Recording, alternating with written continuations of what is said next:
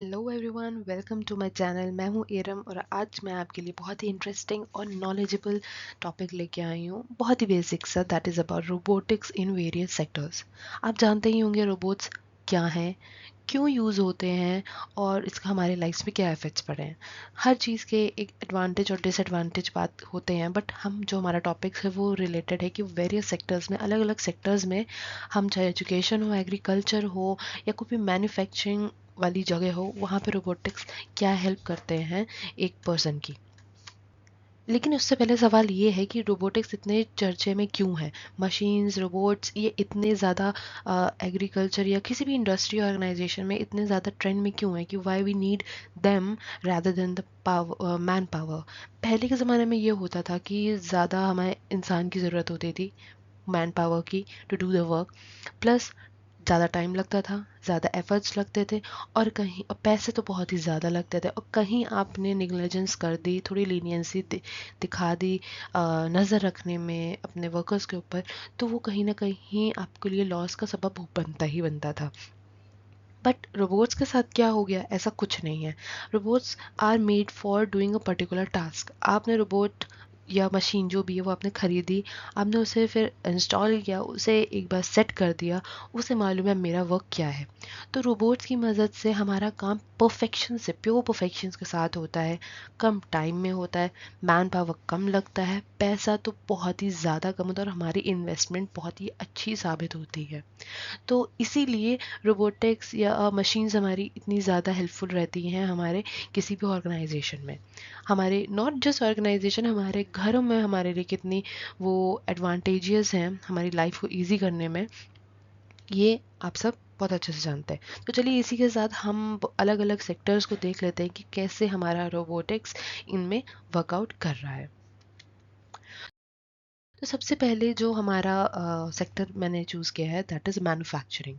You know what manufacturing is, you know this factories and everything, जहाँ पे हमारे cars बन रहे हैं या किसी चीज़ के पार्ट्स बन रहे हैं, कोई भी मशीनरी हमारी बन रही है। तो रोबोट्स इसमें करते क्या हैं कि वो फैक्ट्रीज में, जैसे मैंने आपको बताया, काम जल्दी करते हैं और जल्दी के साथ साथ एक्यूरेसी से करते हैं। अगर हमें वुड कट करना है तो अगर हम मैन से कट करवाएंगे तो वो थोड़ा सा लैकिंग कर सकता है, जो लाइन है उससे इधर उधर हो सकता है। बट अगर हमारी मशीन कट कर रही है तो वो 1.5 मिलीमीटर भी इधर उधर नहीं हो सकता है। तो दैट्स वाई रोबोटिक्स का सबसे बड़ा यूज़ हमारा मैन्युफैक्चरिंग इंडस्ट्री में ही होता है। नेक्स्ट है हमारा health care sector. Health care sector आप जानते हैं क्या ही है, जहाँ हमारे हॉस्पिटल्स हैं, क्लिनिक्स हैं, हॉस्पिटल किसी भी तरीके का, इवन डेंटिस्ट के यहाँ जब आप जाते हैं तो आपके वहाँ मशीन्स लगे होते हैं आपके दांत को, आपके टीथ को लुक आफ्टर करने के लिए। आजकल होता है कि अगर आपके इन्फेक्शन है तो आपका वो दांत निकाल लिया जाता है और फिर उसकी जगह एक नकली दांत बनाया जाता है। तो इतने परफेक्शन के साथ, इतनी डिटेलिंग के साथ क्या एक ह्यूमन पावर बना सकता है? आई थिंक इतनी, वो भी इतनी जल्दी, I don't think so it's possible. तो हमारे, बट ये हमारे जो मशीन्स हैं, हमारे रोबोट्स हैं, ये काम बहुत आसानी से कर लेते हैं। They just need the measurement, they just need the design, and your thing is ready to install. तो रोबोट हमारे हेल्पफुल होते हैं हॉस्पिटल में, जैसे बड़ी बड़ी सर्जरीज होती हैं या बहुत ही क्रिटिकल और बहुत ही very sensitive kind of injuries होती हैं या सर्जरीज होती हैं, तो वहाँ हमारा रोबोटिक्स हेल्प करता है हॉस्पिटल में डॉक्टर्स को। प्लस कभी कदार जो आपने पहले के ज़माने में सुना होगा कि कोई भी ऑपरेशन हो रहा है वो 24-24 घंटे होता था, या 10-10 घंटे लग रहे हैं डॉक्टर्स को ऑपरेट करने में। बट अब वो रोबोट्स मशीन्स की मदद से ये कुछ घंटों में ही काम होके कंप्लीट हो जाता है। नेक्स्ट हमारा सेक्टर है agriculture. This is very helpful in agriculture, robots.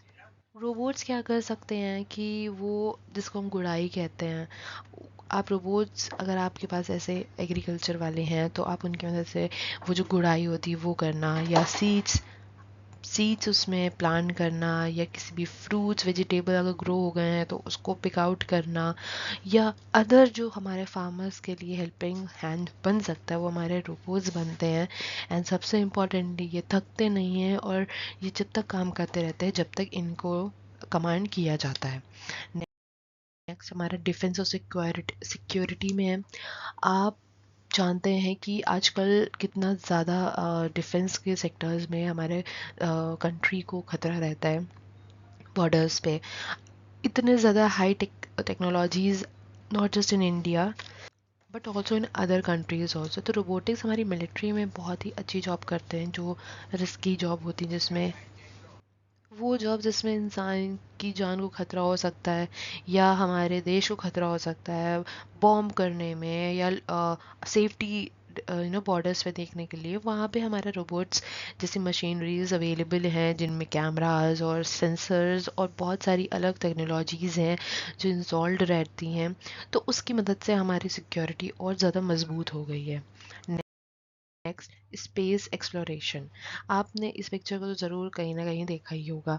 ये इस टाइप के हमारे बहुत सारे रोबोट्स होते हैं जो स्पेस में ना सिर्फ इंडिया के थ्रू बल्कि अदर अदर कंट्रीज से भेजे जाते हैं, जिनकी मदद से हमारे साइंटिस्ट को एक्सप्लोर करने में बहुत ही मदद पड़ रहा है।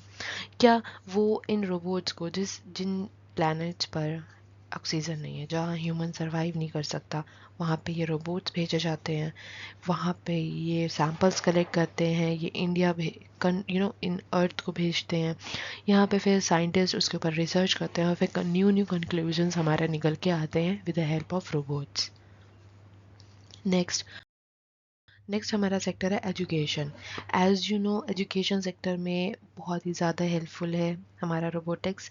वो जैसे एक ह्यूमन टीचर होता है, वो आपको, yes, human teacher is also necessary. It's not like कि आपको ह्यूमन पावर की बिल्कुल भी ज़रूरत नहीं है। इफ़ आई एम सेइंग कि robots are helping us, but it doesn't means कि ह्यूमन की नीड ही नहीं है। So in education sector also, कि हमारे रोबोट्स हमारे क्लास को स्मार्ट बनाते हैं और मोर इंटरेस्टिंग बनाते हैं, ताकि बच्चे मोर इंटरेक्टिव तरीके से इसे यूटिलाइज कर सके सारे कंटेंट को। नेक्स्ट हमारा एंटरटेनमेंट सेक्टर्स।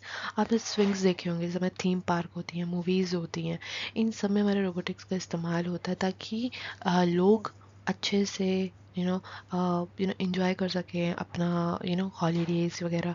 थीम पार्क में जो हमारे झूले लगे होते हैं, उनमें क्या होता है, अलग अलग तरीके के झूले होते हैं, बहुत ही ज़्यादा हाईटेक होते हैं, जो हम लोगों ने कभी भी अपनी लाइफ में पहले देखे नहीं थे। इन झूलों को कमांड कर दिया जाता है, दे आर ऑपरेटेड वंस, कि आपको इतना राउंड लगाने हैं, आपको ये स्पीड होनी है। तो they are commanded once, so they are not going to go behind और बिसाइड दैट लिमिट। तो that's why in this way आपके ह्यूमन को नज़र से थीम पार्क्स को, मूवीज़ को बहुत अच्छा क्रिएट किया जाता था। Speakers, the visuals, each and everything, these are machines and robots. Retail stores है, रिटेल स्टोर्स ही मीन्स दिस शॉपिंग मॉल, जहाँ पे हमारे ग्रॉसरीज वगैरह सारी चीज़ें मिलती हैं। तो ये जो हमारे रोबोट्स होते हैं वो ट्रैक रखते हैं कि कितना हमारा मटेरियल गया, कितना रहा, और उस चीज़ को अरेंज करने में बहुत इजी होता है। अगर आप इसको नोट में मैनुअली इसको अगर आप स्टोर करेंगे, तो आपको इसका टोटल निकालना है, कितना बचा, क्या प्रॉफिट, बहुत डिफ़िकल्ट है। बट रोबोटिक्स में ये सारी चीज़ें सॉर्टेड होती हैं। नेक्स्ट हमारा ट्रांसपोर्टेशन आता है, जिसमें आपने जैसे टेस्ला के बारे में सुना होगा। टेस्ला कार्स हमारी होती हैं, वो सेल्फ ड्राइविंग का वर्क करती हैं। तो वो किस पर्पज से करती हैं, वो ऐसा तो है नहीं कि कोई उनमें मैजिक करा गया है। ऑब्वियस सी बात है, it's all about the robots. Okay, जैसे हमारी सेल्फ ड्राइविंग कार्स हो गई, या जो ड्रोन्स होते हैं, आपने देखा होगा कि फॉरेनर्स में या इंडिया में भी कई जगह पे हुआ था ड्यूरिंग कोरोना, कि ऐसे ड्रोन्स हुए थे जो ग्रॉसरीज वगैरह हमारे डिलीवर कर रहे थे on the balconies or door to door. So this is all about the robotics in transportation. जो मेरी टेस्ला कार है, जो सेल्फ ड्राइविंग कार है, उसमें हमारा आर्टिफिशियल इंटेलिजेंस लगता है और आर्टिफिशियल इंटेलिजेंस हमारे रोबोट्स में होता है। That's all the combination of robotics. Robot कोई एक अलग चीज़ नहीं होती है, it's a combination of the computer, the mathematics, the AI and everything. So transportation में हमारा इस तरीके से हेल्प करता है robotics. Next we have research. As you know, जैसे हमारी अर्थ पे हम लोग कोई भी नदी या सी है या ओशियन है, उसमें एक लेवल तक एक ह्यूमन जा सकता है, वहीं तक एक्सपेरिमेंट्स हो सकते हैं। But with the help of robotics, the robots we can send inside the water as deep we want, we can research about it. But with the human उसमें वाटर प्रेशर इतना होता है कि एक ह्यूमन उस प्रेशर को झेल नहीं सकते हैं, मी डाई। बट रोबोट के साथ ऐसा नहीं होता है। हमारी सबमरीन्स होती हैं, वो एक हमारा व्हीकल है आप कह लो, बट उसको रिसर्च करना कोई पर्टिकुलर चीज़ के लिए हमें रोबोट्स की ज़रूरत होती है। और बहुत सारी चीज़ें, डेटा कलेक्ट करना, उनको स्टोर करना, उसे लर्न करना, न्यू न्यू थिंग्स, जहाँ पे ह्यूमन के लिए जाना या पहुँचना थोड़ा मुश्किल है, तो वहाँ पे हमारे रोबोट्स हेल्पफुल रहते हैं इस कंडीशन में। So with this, thank you so much for watching my video, and please do subscribe, like, comment, share and keep supporting me, ताकि मैं इसी तरीके से आपके लिए अच्छे अच्छे कंटेंट लेते आऊँ, मुझे इससे थोड़ा मोटिवेशन मिलेगा। Please do support. Thank you so much. We'll meet you in